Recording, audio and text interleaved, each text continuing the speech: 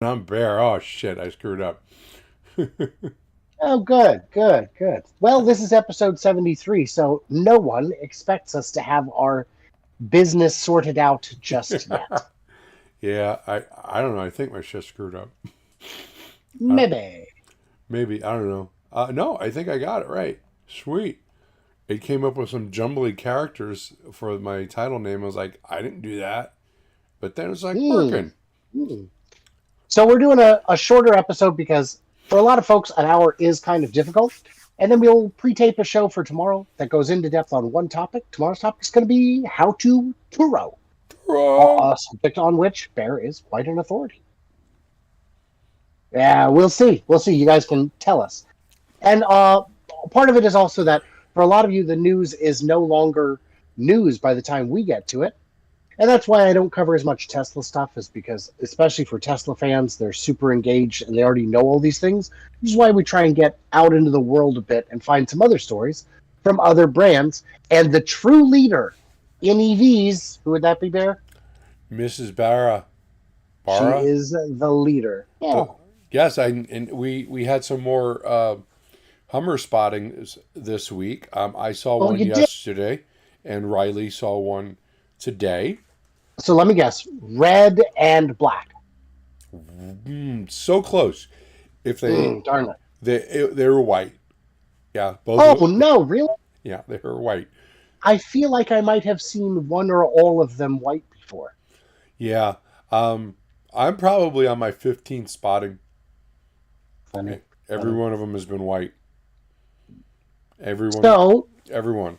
Yeah. Anyway. last week we talked about how Volkswagen was Osborning their ID 3 and 4 with the announcement prematurely of their ID 2. Well, what's better than ruining your entire market with an ID 2 than announcing an even cheaper ID 1?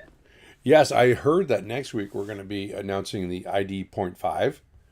I So think that's next week, and that one's going to be, I want to say, 10,000. And yeah, then, of course, into April, probably the point 3 and 2 will be announced. And those, I assume, are free. why not? Let's just Yeah, make them why not? free. And Uh, then, make sure all buyers know, do not buy any of our cars. Wait for these. you better wait because something better is coming. Something cheaper is going to be coming out soon. So dumb. So dumb. But okay, hey, if you guys can profitably make a $17,000 compact EV that buyers want to buy, fantastic. That's big news, and I'm here for it. Yeah, that's 17,000 pounds, by the way. So 20 grand. But the I think this is a direct response to Tesla semi announcing their compact car. And the Yes. reason it was delayed was because Tesla didn't actually announce a compact car, but they kind of did. Yeah. Did you see how small these batteries are going to be on Oh this? no. Yeah, 38 and 56 kilowatts. So you can expect the one at 17,000 pounds to be 38 kilowatts, which is not much Yeah. more than an Electromechanica Solo, which has 19, 17 or 19. And Yeah. that only gets 100 miles of range. And that car is going to be half the weight of this ID point 0.2 thing.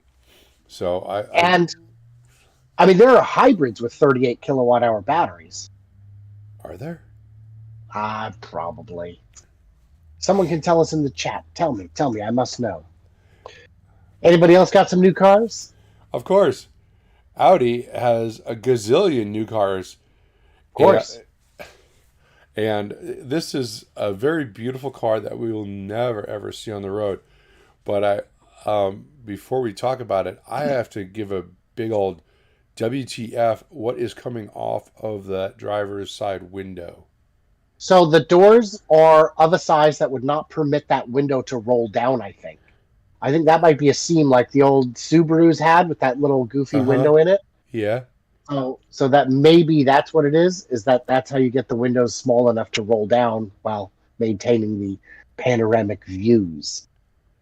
Yeah. It almost looks like redneck wind deflectors. You know that you can Yeah, put yeah. them down I, 3 inches yeah, so you could smoke. In yeah, the my rain. stepdad had those. Yeah. Yep. Good for your Ah, stepdad. good times.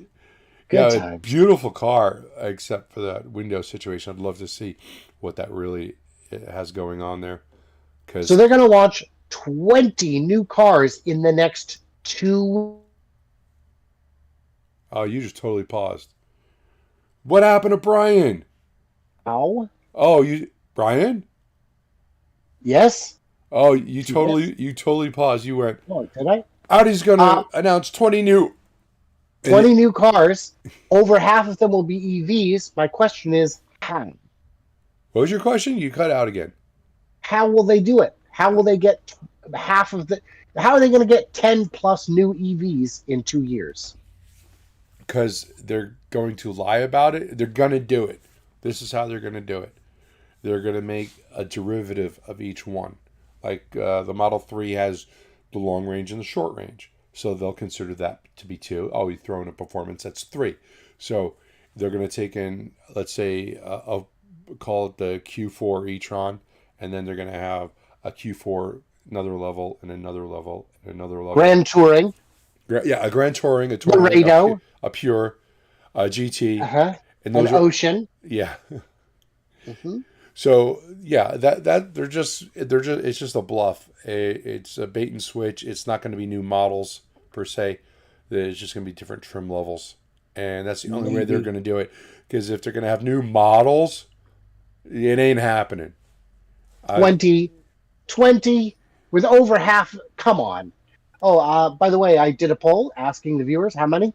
0 got 21%. 1 to 3 won the poll at 58%.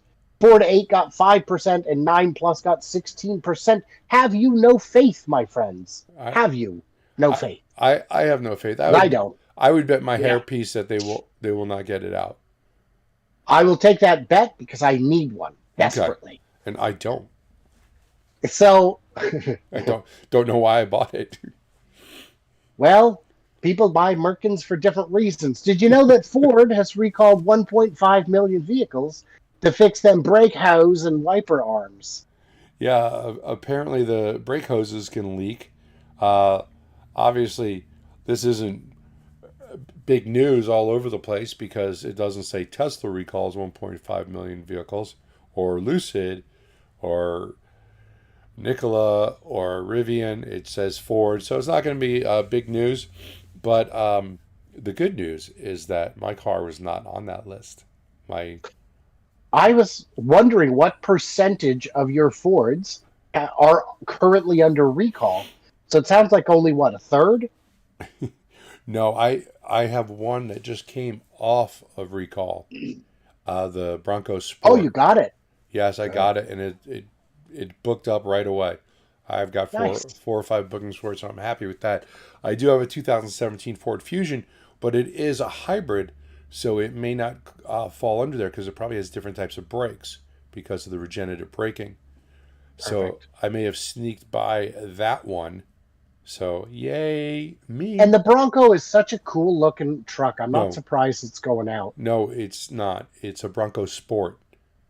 Yeah. It's not a full size Bronco. It's like the trainee of Broncos. But it's a cool new looking one. No, it's not cool looking. Oh. Well then I take back all the kind things I said, and Good. now I'm just going to put it in the same category as the Hyundai Veloster, which has also been recalled due to a fuego risk. A Flago? Fuego. Mm-hmm. See. Oh, Fuego. Okay. See. I didn't know we were translating to Spanish.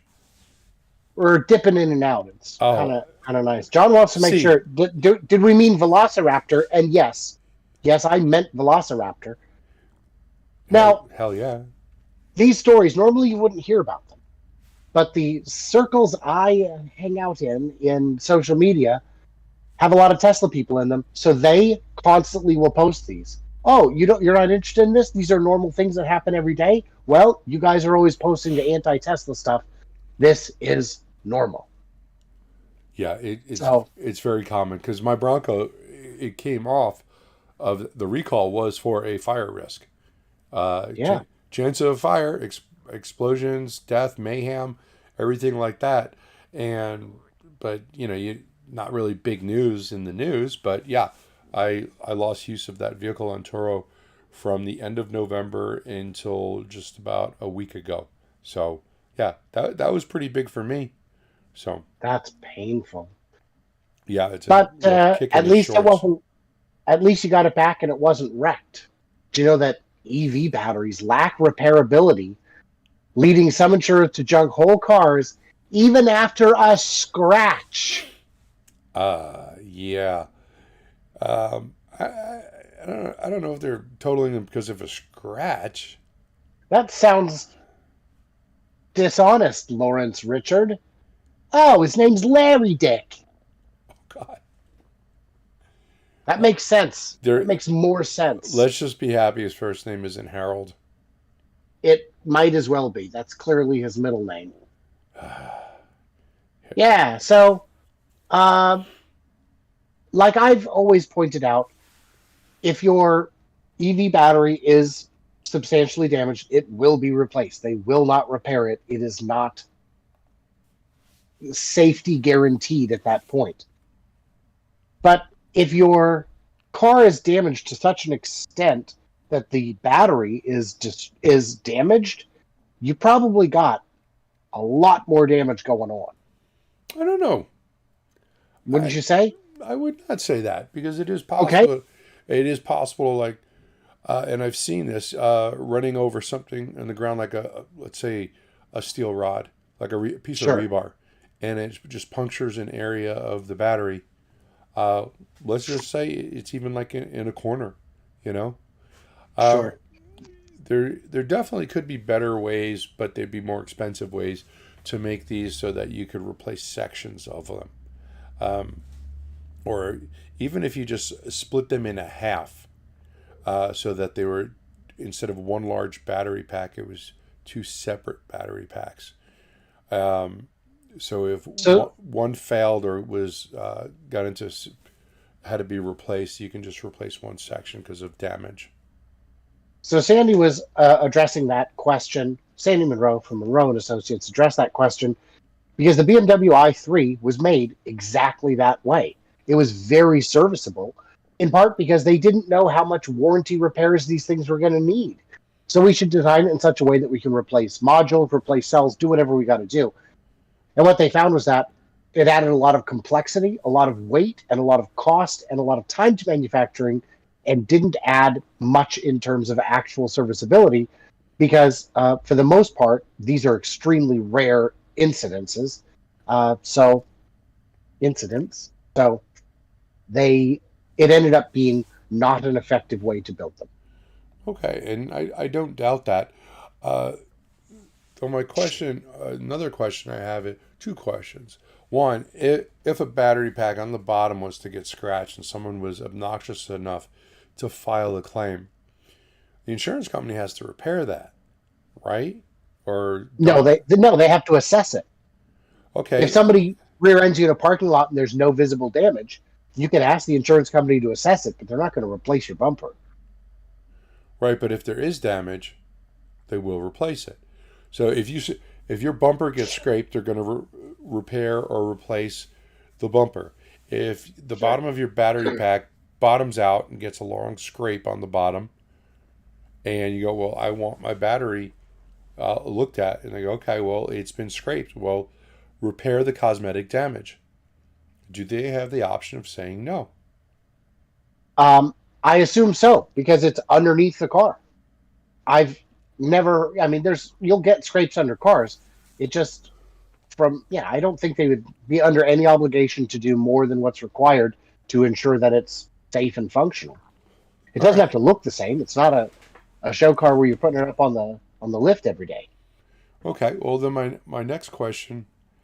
Um, wouldn't you think the safety features that are available on cars, when you have a Tesla that can go a million miles further than a car without the same safety features, without getting into an accident, doesn't that make their risk that much less that it might offset the cost of maybe having to replace a car because of the battery pack every,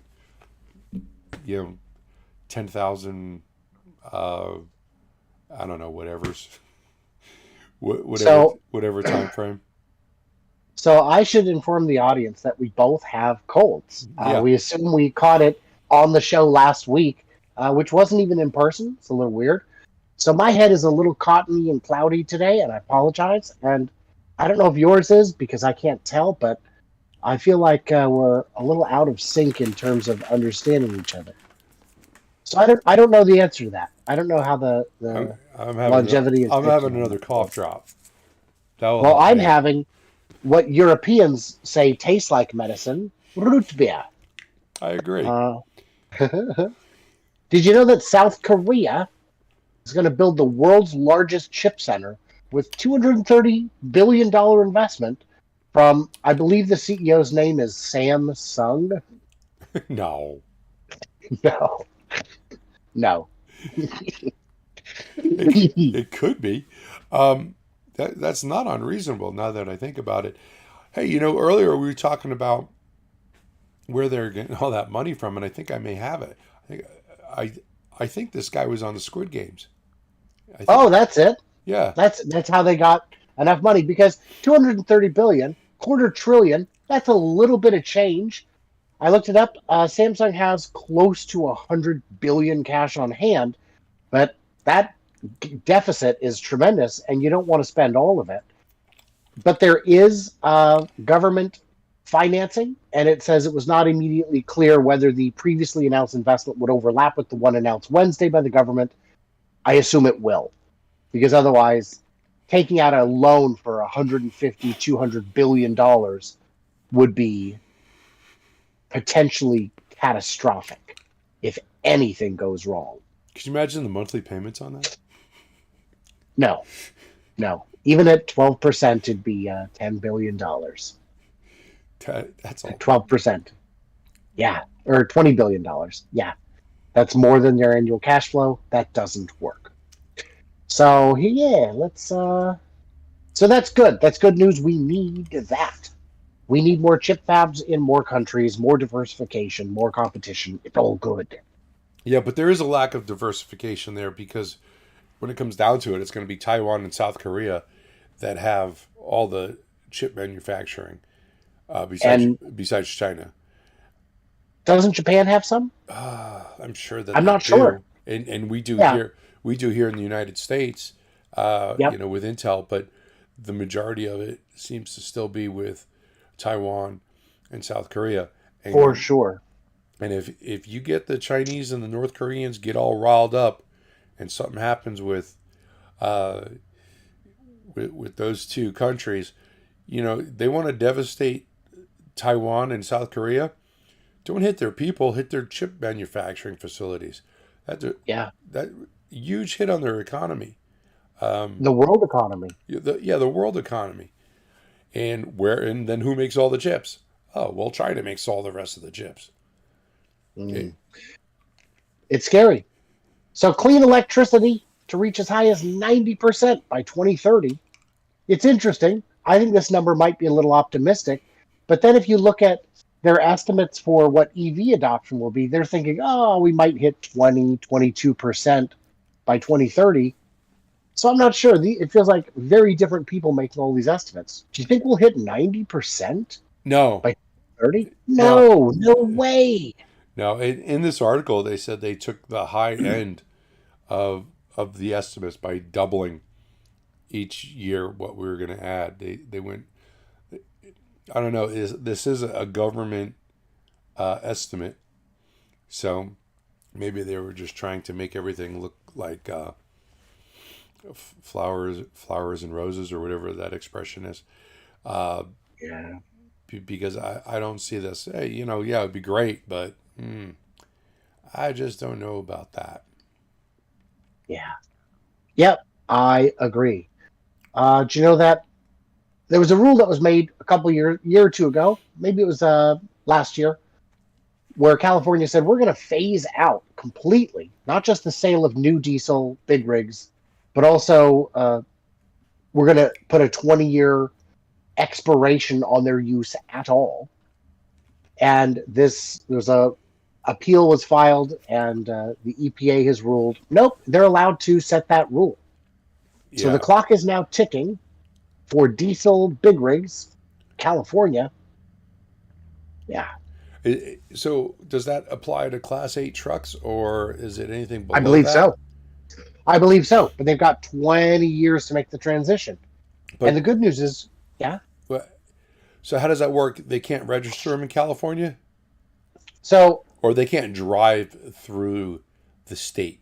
oh boy, that's a good question because all the trucks are already like every U-Haul is registered in Arizona. Hmm. Uh, I don't know about that. That would be a pretty massive oversight. Well, But yeah. interestingly, yeah, I 2024 is when emissions need to be cut. see now. I don't think that they can ban trucks that are registered in, let's say, Nebraska from coming into California. I think that violates some sort of interstate free trade or whatever it might be. Somebody smarter than me might know. So I think this move is a nothing burger, except for the few companies that would still register older trucks in California. And hey, there's other things that come into effect here. You get a truck that's old, you've probably already replaced that engine once or twice, making it probably more efficient. Is it Yeah, still not allowed? Is it the year the truck was built or the year the engine was built? yeah. I, So I'm on the section which trucks are impacted, it points out that there are a lot of in-state trucks that would be impacted: delivery vans, garbage trucks, semi trucks that are all within the state. So if it's, I think allowing out-of-state big rigs in would not necessarily be an issue. And I think by 20 years from now, there would be so few of them anyway due to natural attrition that it wouldn't necessarily be such a big deal to have a few rolling around. No, if you're talking about 20 years from now, they won't be allowed to, because They won't be able to re-register. so So that's if you trucks bought built one this last year. year, This yes, trucks built in 2023 won't be legal in in 2045 2045. is what it looks like. Yeah, I think it's so far out it doesn't matter. Is what Yeah, I think. I agree in that sense because it's in 20 years it's not really going to matter that much. The trucks coming out now are a lot more efficient than the ones that they're complaining about, which are 20 years old today.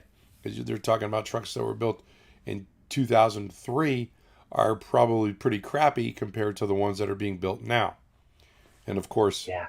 of course, this article states that all emissions exhausts from these diesel trucks account for 30%.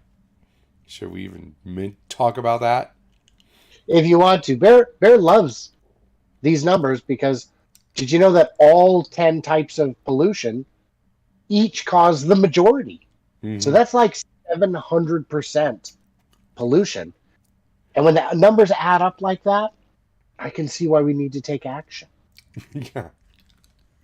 Yeah, somewhere in this article, there's something about these old diesel trucks are accounting for 30% of all nitrogen oxide gases, which doesn't roll with me because it seems that every time you read an article about one particular thing, it always accounts for 30%, 50%, 20%.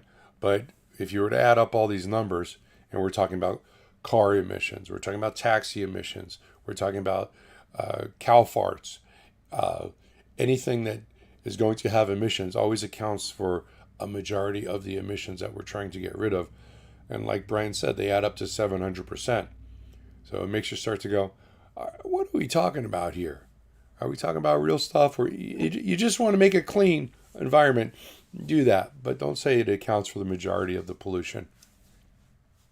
Mm, Yeah, why? Why would she do that? why Does would she not know? So the uh, nobody knows what Brian was the other talking thing about? is the other thing is, you know what killed the Crown Vic as taxis nationwide? It wasn't rules and regulations, although they did stop being in ready supply from being former police cruisers. It was because the cost of gas. They all became Priuses instead. Priuses are really, really super ugly cars. That's all I have to say I about think that. they did that on purpose. So, do you know Oregon has run out of their vehicle rebate money. Yeah, well, they gave it away to all the rich people, right?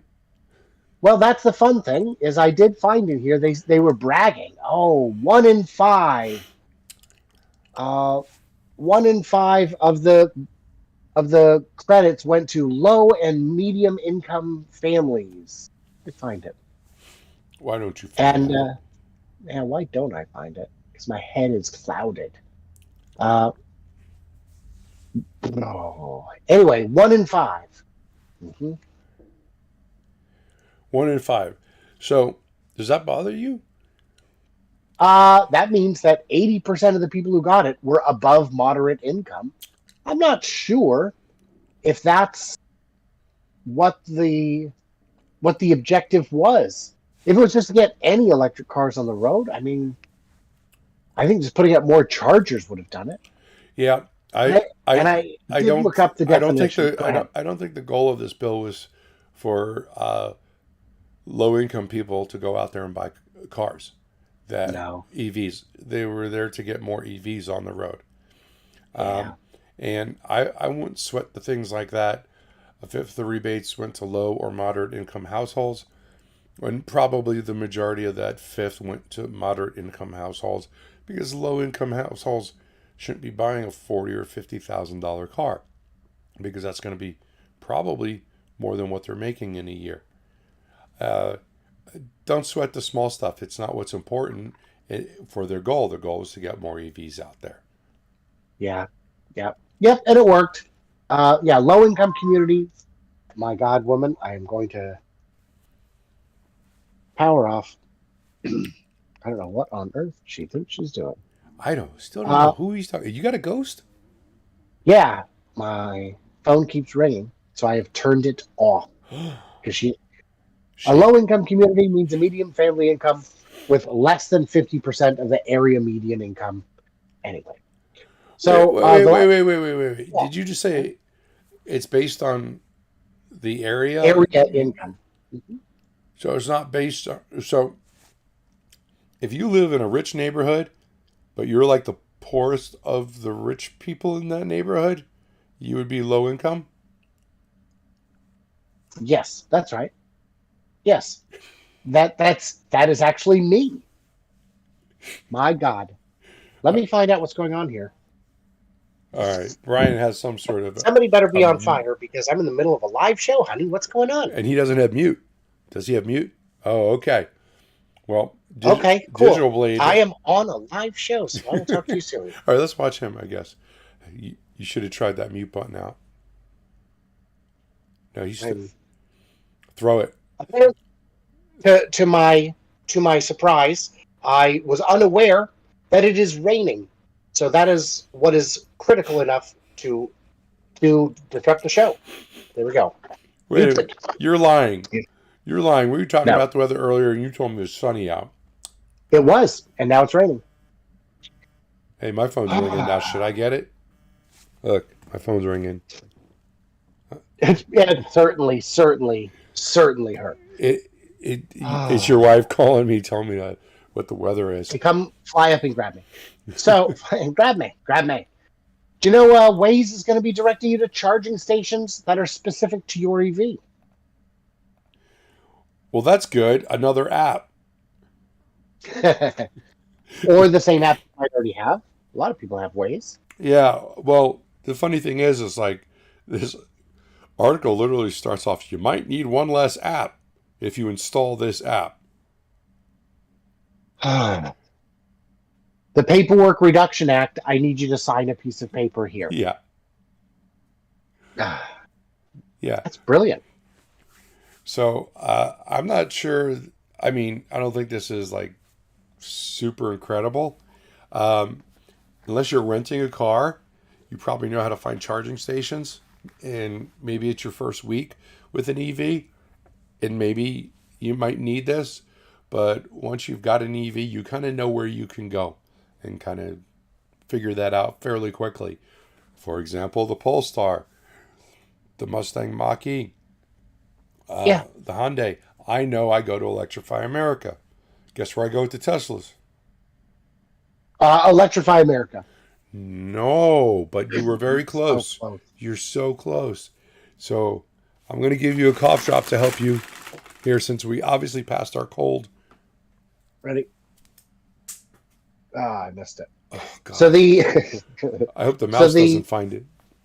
oh, good Lord. So but the idea is there are already some, and there will be more superchargers that you can bring a CCS vehicle to.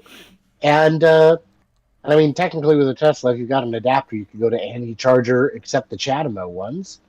So I don't know. I don't know. You need the expensive adapter for the Tesla ones. You can't go to Electrify America unless you got Right, without it. without the $500 adapter. Or and well, that's what it was priced last time I looked. I was like, all right, I'll take a pass on that. But you can go to the slower chargers, or if somebody has a 40 amp charger, was like the juice box. If someone's got something like that set up, you can put the adapter on there. But if it's a DC charger, you got to have the other adapter, the expensive one, which Yeah. Well, so guys, tomorrow we're going to have a show all about how to Turo. It's something Bear's been wanting to do for a while, and I have to push him because if he's going to do it on his channel, I want him to do it on both channels because I think it's an interesting topic, and I got some questions. So join us tomorrow for that. We don't know what time. Maybe you could tell us in the comments what time you want it to be, and we'll publish it then. So I do want to thank my patrons, as always, and thank Bear's patrons, too, even though they're not as good as mine, even the ones in common. the ones that are in common are obviously the most awesome ones, but the rest of mine is still could kick your patrons' asses. I know that for a fact. So A fact. thank you for my ass kicking patrons. Yeah. We Thanks, appreciate everybody. you. Yeah. Yeah, and we'll see you tomorrow for that, or next week for another one of these. And yeah, thanks everybody. Thank you, Bear, for your time. Thank you, Brian, and we'll be back to